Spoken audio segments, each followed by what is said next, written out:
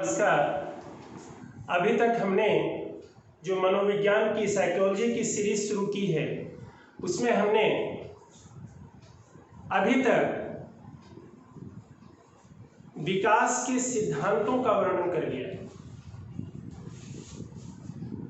Principles of development हमने पढ़ लिया। आज हम पढ़ेंगे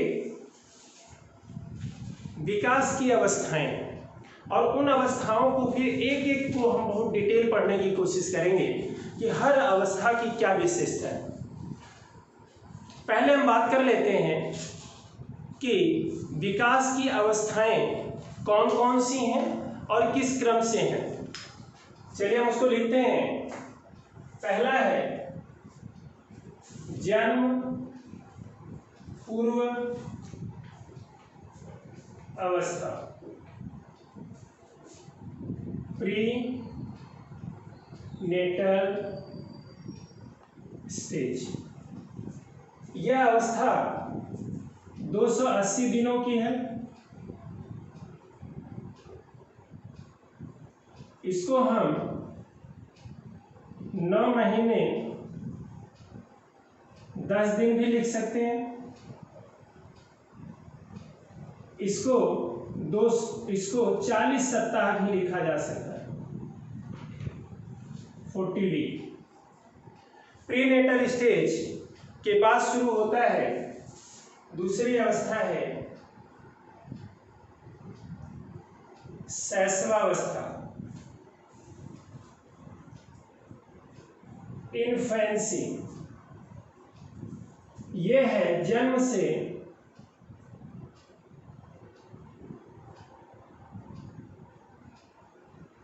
2 वर्ष।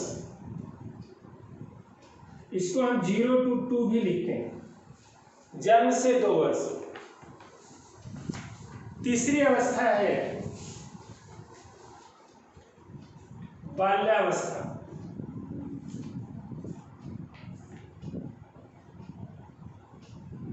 चाइल्डहुड। यह है 2 से 12 वर्ष। चाइल्डहुड को हम फिर 2 उपभागों में विभाजित करते हैं और उसको हम कहते हैं, ऐसे हम बांटते हैं इसको 2 भागों में। पूर्व बाल्यावस्था,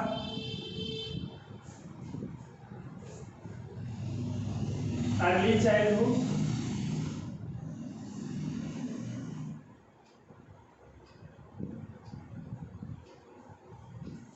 उत्तर बाल्यावस्था।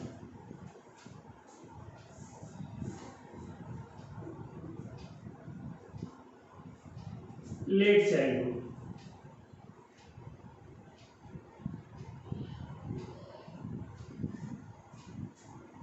जो लेट चाइल्डहुड है इसे ही हम मध्य बाल्यावस्था भी कहते हैं।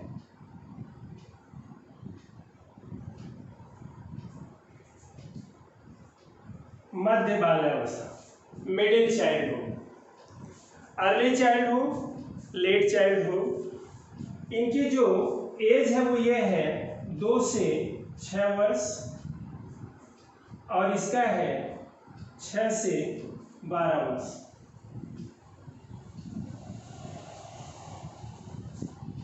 चाइल्डहुड के बाद एक पीरियड आता है जिसको हम ट्रांजिशनल पीरियड भी कह सकते हैं। यह है वय संधि काल, या हम इसको कह सकते हैं यौनारंभ, यौवन का आरंभ। इंग्लिश में इसको कहते हैं प्यूबर्टी। यानी एक ऐसी स्टेज जहां पे चाइल्डहुड को समाप्त माना जाता है और किशोरावस्था का प्रारंभ होता है, एडोलसेंस का प्रारंभ होता है। यानी हम चौथी अवस्था लेते हैं किशोरावस्था।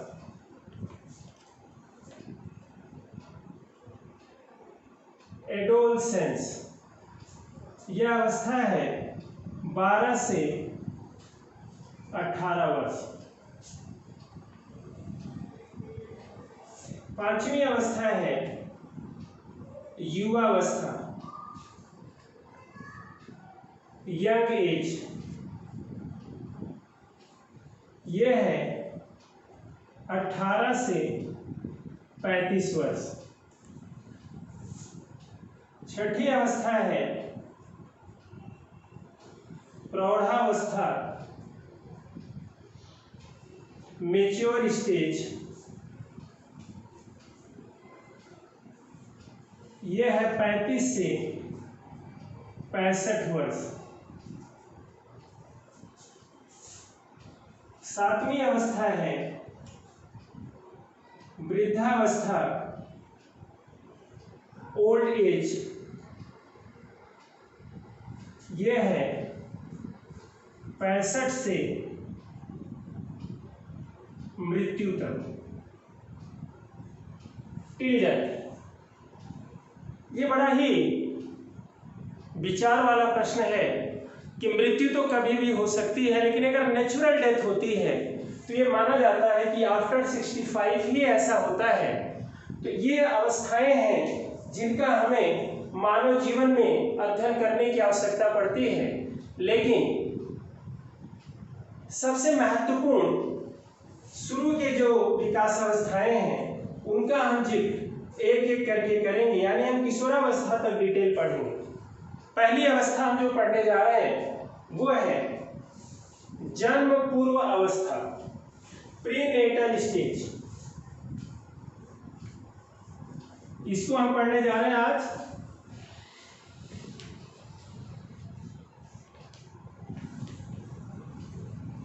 देखिए, जब हम जन्म पूर्व अवस्था की बात करते हैं तो इसका महत्व अपने आप में बहुत ही बढ़ जाता है, क्योंकि बच्चा जो ही माँ के गर्भ में आता है उसके शारीरिक विकास की प्रक्रिया प्रारंभ हो जाती है। और आप देखेंगे कि प्रीनेटल स्टेज की जो भी स्थिति बच्चे के सामने होती है, जो भी परिस्थितियां वो झेल के जन्म लेता है, उसका उसके आगे वाले जीवन पर बहुत गहरा प्रभाव पड़ता है। So we are going to study this stage in a very interesting and very calculated manner। तो आप देखेंगे कि हम इसको एक एक करके पढ़ने का प्रयास करेंगे कि इस अवस्था में क्या क्या होता है और कैसे होता है। सामान्यतः हम ये देखते हैं कि ये अवस्था 280 दिनों तक चलती है, 40 वीक तक चलती है। लेकिन ऐसा भी उदाहरण मिला है कि 180 दिन से लेकर 334 दिनों का काल भी किसी किसी बच्चे में देखा गया है।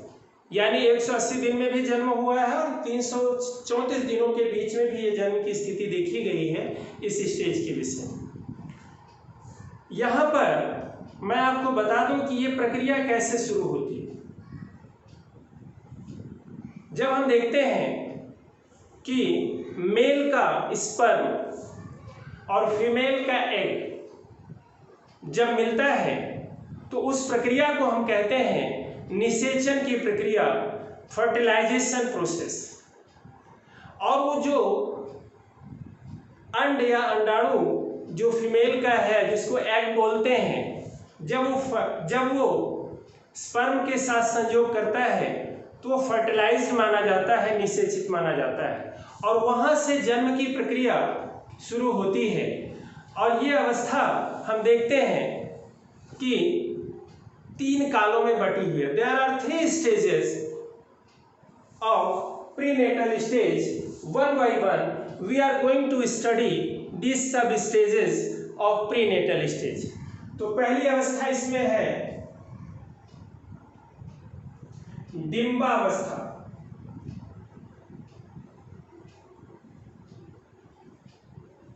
डिंबावस्था या पीरियड ऑफ ओवम। हम देखते हैं कि इस अवस्था में निषेचित जो एग रहा या जो फर्टिलाइज्ड एग था वह 1 के बाद 2, 2 के बाद 4, 4 के बाद 8 भागों में बढ़ता जाता है, कुछ ऐसे। जैसे 1 है तो 1 का हो गया 2, 2 से हो गए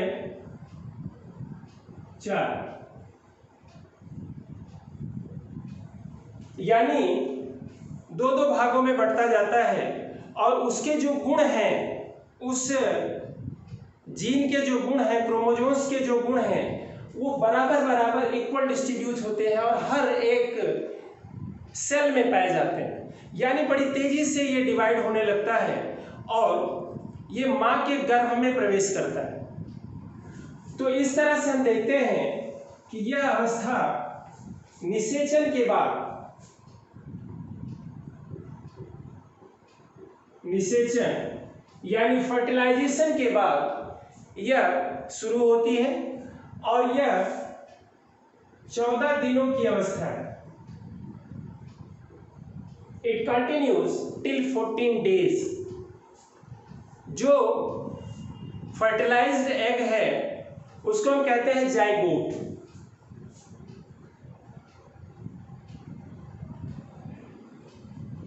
निषेचित अंड, जाइगोट मां के गर्भाशय में प्रवेश करता है और वहां वो फ्लोट करने लगता है, तैरने लगता है फ्री फ्लोटिंग पार्टिकल की तरह से, और वो 10 दिन तक फ्लोट करता है। 10 डेज, 10 दिनों तक तैरने के बाद वह एक निश्चित स्थान पर, गर्भाशय के एक यूटेरिन के एक निश्चित स्थान पर वो चिपकता है। लेकिन हमने देखा कि 14 दिनों में 10 दिन तक ये जो जाइगोट है वो फ्लोट करता है, तो उसको एनर्जी कहाँ से मिलती है? एनर्जी उसी फर्टिलाइज्ड एग से मिलती है, निषेचित अंड से ही मिलती है। अभी इसको बाहर से कोई एनर्जी नहीं मिलती, तो 10 दिनों तक वो 1 से 2, 2 से 4, 4 से 8 इस तरह से डिवाइड होता जाता है और उसको एनर्जी जो मिलती है वो एनर्जी उसकी खुद की एनर्जी होती है और उस एनर्जी को हम कहते हैं यॉक। निषेचित अंड की खुद की एनर्जी यॉक कहलाती है। तो अब हमने ये देखा या समझा है हमने कि जो यॉक है वही उस फर्टिलाइज्ड एग को घुमाने के लिए एनर्जी दे रहा है। 10 दिन के बाद, आफ्टर 10 डेज, 10 दिनों तक वो फ्लोट करता रहता है उस यूटेरिन में, गर्भाशय में, और उसके बाद एक प्रॉपर स्थान देखकर वो यूटेरिन की दीवार से चिपक जाता है।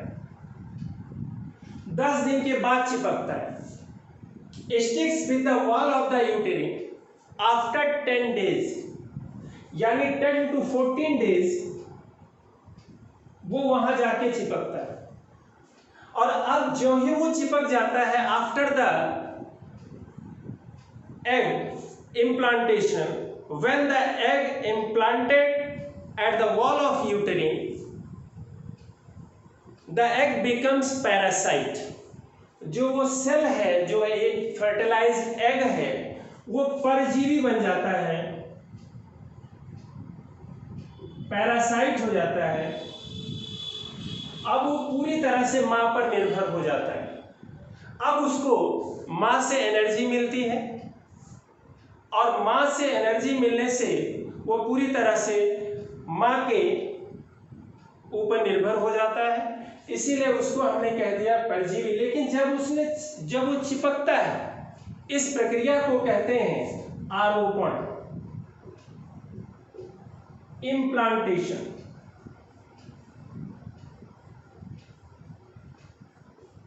अब आप देखिए, एक प्रश्न यहाँ पे बहुत महत्वपूर्ण है कि जो 14 दिनों की डिंबावस्था है, पीरियड ऑफ ओवम है, इसमें क्या क्या फॉल्ट हो सकता है? अगर सेल में एनर्जी ना हो, due to the lacks of energy known as yolk, energy ना हो और वो 10 दिन तक फ्लोट करने की क्षमता न रखे तो सेल डेड हो जाता है और अगले मासिक धर्म में मेंस्ट्रुएशन में वो शरीर से, माँ के शरीर से बाहर आ जाता है। दूसरा क्या होता है, द सेकेंड प्रॉब्लम, कि जो सेल है, फर्टिलाइज्ड सेल है या जाइगोट है, वह किसी ऐसे स्थान पर चिपक गया जहां से उसको माँ के द्वारा फूड की सप्लाई, एनर्जी की सप्लाई नहीं हो पा रही है, तो भी सेल डेड हो जाता है। और तीसरी स्थिति आती है कि माँ के यूटेरिन गर्भाशय और पिट्यूटरी और थायराइड ग्लैंड्स में जो एक कॉम्बिनेशन होता है, जो एक बैलेंस होता है, वो कई बार नहीं रहता। यानी इन तीनों की सक्रियता की वजह से कई बार इम्बैलेंस हो जाता है। Due to the imbalance between the secretion of thyroid pituitary glands and the activeness of uterine, the zygote is not easily implanted at the wall of the uterine, और वो उसकी वजह से वो चिपक नहीं पाता और 14 दिन से ज़्यादा हो जाता है, 10 दिन से ज़्यादा हो जाता, 10 दिन से 14 दिन के बीच हो जाता है और वो सेल डेड हो जाता है। यानी जीवन का प्रारंभ होते ही सेल डेड हो गया और वो अगले मासिक धर्म में शरीर से बाहर हो जाता है।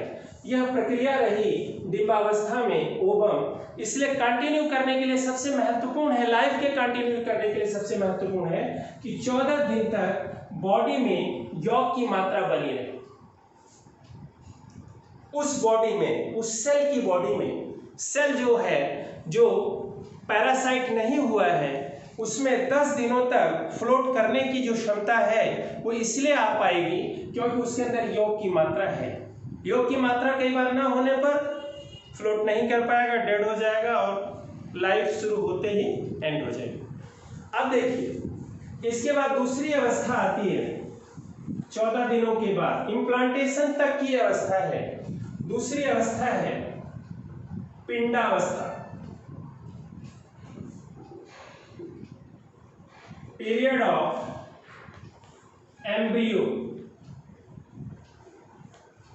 यह अवस्था है 2 सप्ताह से,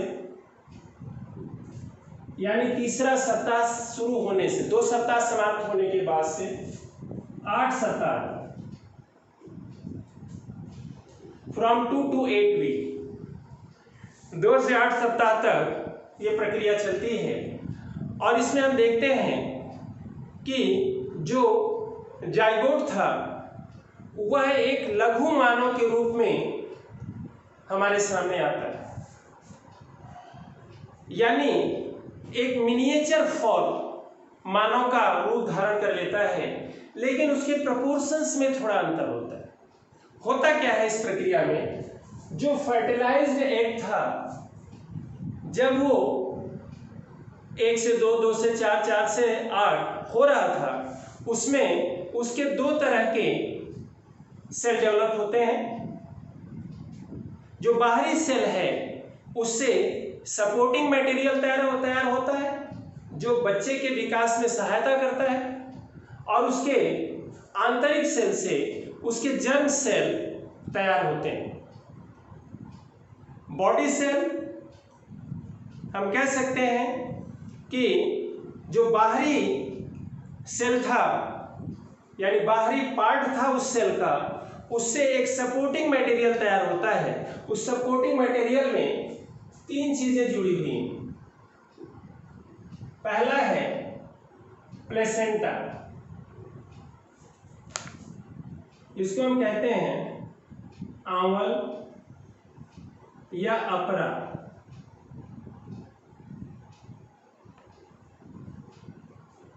दूसरा है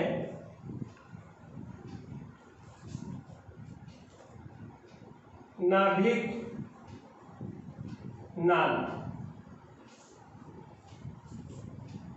अम्बिलिकल कॉर्ड, और तीसरा है सैक, गर्भ झिल्ली।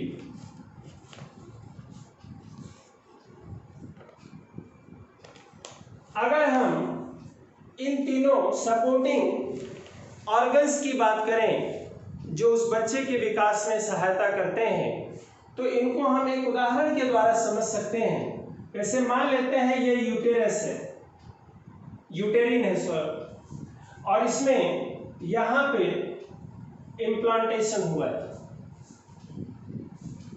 तो इम्प्लांटेशन से सटा हुआ, इम्प्लांटेशन के बाद हम मान लेते हैं, इसको थोड़ा सा बड़ा सा बना के देखते हैं। मान लेते हैं इम्प्लांटेशन हुआ है और उसके बगल में प्लेसेंटा यानी आंवल का विकास शुरू हो जाता है, आंवल बन जाता है। एक सर्कुलर शेप में एक संरचना होती है जो मान लेते हैं ये बच्चा है, तो बच्चे की नाभि से ये प्लेसेंटा जुड़ा होता है एक नाली के द्वारा। उस नाली का नाम है, नलिका का नाम है नाभिक नाल, जो बच्चे की नाभि से आंवल को जोड़ता है। और तीसरा है गर्भ झिल्ली, जिसमें बच्चा एग्जिस्ट करता है, रहता है। और ये जो झिल्ली है ये 4 लेयर्स की होती है, 4 लेयर्स की। देखिए बच्चा इस नाभिक नाल के द्वारा प्लेसेंटा से जुड़ा हुआ है और जुड़ने के बाद वह माता से भोजन प्राप्त करता है और अपने अपशिष्ट पदार्थों को माता के थ्रू आंवल बीच में आता है, प्लेसेंटा बीच में आता है, अपरा बीच में आता है और उसके द्वारा वो माता को के द्वारा अपने वेस्ट मटेरियल को सेक्रेट करता है। हमने ये देखा है कि कई बार जब माता के द्वारा लिया गया भोजन उपयुक्त मात्रा में नहीं मिलता तो बच्चे का विकास सही ढंग से नहीं हो पाता। तीसरा हमने देखा इसमें कि जो सैक है, जो झिल्ली है जिसमें बच्चा है, डेवलप हो रहा है, वो 4 लेयर्स की है। इस सैक में एमनियोटिक फ्लूइड भरा होता है, एमनियोटिक फ्लूइड भरा होता है। हमने देखा ये सिर्फ 8 सप्ताह की अवस्था है और 8 सप्ताह में ये सब डेवलप हो जाता है। एमनियोटिक फ्लूइड इसमें भरा होता है सैक में, और सैक 4 झिल्लियों, 4 लेयर वाली है जिसके अंदर बच्चा। और इस सैक का रोल क्या है, सैक में भरे हुए इस एमनियोटिक फ्लूइड का क्या रोल है? इस रोल के द्वारा 2 चीजें निर्धारित होती हैं कि बच्चा उसमें किसी जर्क से, झटके से बचाव की स्थिति में रहता है, और जो बॉडी टेम्परेचर है बाहर का, माँ का या आउटसाइड एटमॉस्फेयर का, उस बॉडी टेम्परेचर के फ्लक्चुएशन से भी बच्चे को बचाता है। लेकिन इसका महत्व सिर्फ हम इस बात से लगा सकते हैं कि जब बच्चे का जन्म होता है तब तक ये फ्लूइड, एमनियोटिक फ्लूइड उस सैक में रहना चाहिए। यहाँ पे एक बात और है, जो बाहरी सेल थे, बाहरी सेल के जो पार्ट थे उससे तो सपोर्टिंग मटेरियल बन गए। जो आंतरिक पार्ट थे सेल के, उससे बच्चे के शरीर का निर्माण होता है, जिसमें उसकी बाहरी त्वचा, उसकी मांसपेशियां मध्य में, और उसके आंतरिक भाग डाइजेस्टिव सिस्टम, लीवर, इस तरह से 3 तत्वों का निर्माण उसके शरीर में होता है। बच्चे का जो आकार है वो पूरा मानव का रूप धारण कर लेता है 8 सप्ताह में, लेकिन उसका जो प्रोपोर्शन होता है वो उस तरह नहीं होता जिस तरह वो जन्म लेता है। यानी हम देखते हैं कि इसका 45% हेड होता है, 35% इसका ट्रंक होता है और 20% इसका लेग होता है। ये पोर्शन हमें मिलता है। मिनिएचर फॉर्म में हमें बच्चा दिखता है, पूरा मानव रूप। ऐसे कई बार हम कहते हैं कि एक महिला ने एबॉर्शन करवा लिया, ये जानते हुए कि गर्भ में पल रहा बच्चा मेल है या फीमेल, तो वो अगर एबॉर्शन 8 सप्ताह के बाद होता है तभी ये पता चल पाएगा कि गर्भ में पल रहा बच्चा मेल है या फीमेल। अगर 8 सप्ताह से पहले अबॉर्शन करा दिया जाता है तो शायद ये नहीं पता चल पाया होगा कि मेल था बच्चा या फीमेल। तो यानी 8 सप्ताह में पूरी तरह से हमें पता चल जाएगा द चाइल्ड इज मेल और फीमेल 8 सप्ताह में, और ये पूरा मानव रूप हमें नजर आएगा। बट जो प्रोपोर्शन है बॉडी का वो थोड़ा सा हमें अलग नजर आएगा कि हेड 45% होगा, ट्रंक 35% और लेग 20%। ये इसलिए होगा कि हमारी विकास की प्रक्रिया सिर से पैर की तरफ चलती है, जिसका जिक्र हमने आज के पहले वाले वीडियो में किया था। सेफालोकार्डल मस्तकोधमुखी, सिर से पैर की तरफ। ये 45% सिर है, इसका अर्थ ये नहीं है कि ये सिर बाद में छोटा हो जाएगा, यानी दूसरे अंग बढ़ जाएंगे, इसलिए ये इतना इम्पोर्टेंट नहीं है कि ये छोटा रह गया या कैसे, क्योंकि आगे वाले पीरियड में इनकी मात्रा बढ़ेगी। अब देखिए इस स्टेज का महत्व क्या है। इस स्टेज का महत्व है कि माँ को पौष्टिक भोजन मिले, न्यूट्रिएंट फूड मिले उसको, माँ को किसी तरह का संवेगात्मक शौक ना लगे, बहुत ज्यादा सक्रियता वगैरह ना हो माँ के अंदर, और थोड़ा सा माँ की जो मन स्थिति है वो पॉजिटिव एटीट्यूड रहे। तो इस सब का असर इस अवस्था में पड़ता है। तीसरी अवस्था देखिए, इसको हम थोड़ा सा आगे बढ़ाते हैं। अवस्था 3 ये है भ्रूणावस्था, पीरियड ऑफ फीटस। ये 8 सप्ताह से 40 सप्ताह तक चलती है। This period continues from 8 week to 40 week. इस अवस्था का बहुत महत्वपूर्ण योगदान नहीं है, क्योंकि इसमें कोई भी बहुत ड्रास्टिक चेंज या बड़ा चेंज नहीं हो रहा। सिर्फ जो बॉडी प्रोपोर्शन था उसमें चेंज आता है, जिसका वर्णन हमने पहले भी किया था। 8 सप्ताह 40 सप्ताह यानी जन्म के समय। अब आप देखिए जन्म के समय जो प्रोपोर्शन है वो है 25% हेड, 40% ट्रंक धड़, 35% लेग। पहले क्या था, हेड था 45%, 35% था ट्रंक और 20% था लेग। सिर धड़ पैर, यानी जन्म के समय इस अवस्था में एक लंबी अवस्था है, लगभग 32 सप्ताह की अवस्था है, और इस सप्ताह में बच्चे के अंदर सिर्फ एक ही चीज देखने को मिलता है, उसके शरीर का आकार बढ़ता है।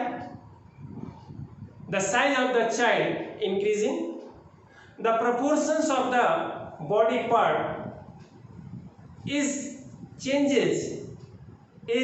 Changing due to the course of time. यहाँ पे देखिए जो 45% हेड था वो जन्म के समय 40 सप्ताह में आ गया 25%। अब हम यहाँ पे एक प्रश्न और उठाना चाहते हैं। जब 40 सप्ताह पूर्ण होने का होता है, बच्चा जन्म लेने के लिए तैयार होता है, तो जो सैक था, जो झिल्ली थी, जिसमें जो 4 लेयर वाली झिल्ली थी,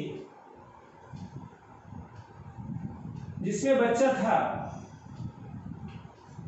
इसमें अमनियोटिक फ्लूइड भरा हुआ था, यह झिल्ली क्रैक्स हो जाती है, फट जाती है, और उसका अमनियोटिक फ्लूइड बाहर निकलने लगता है, comes out from the sac.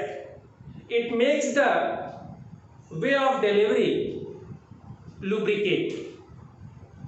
बच्चे के लिए डिलीवरी के लिए मार्ग को वो चिकना कर देता है, जिससे डिलीवरी आसान होती है। ये पीरियड इसलिए महत्वपूर्ण है कि इस दौरान,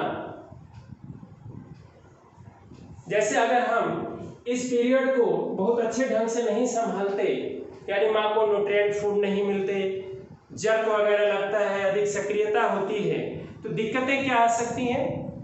कि प्रीमेच्योर डिलीवरी हो सकती है, स्पॉन्टेनियस एबॉर्शन हो सकता है, या बच्चे में कुछ ऐसी बीमारियां डेवलप हो सकती हैं जैसे डिप्थीरिया, सिफिलिस,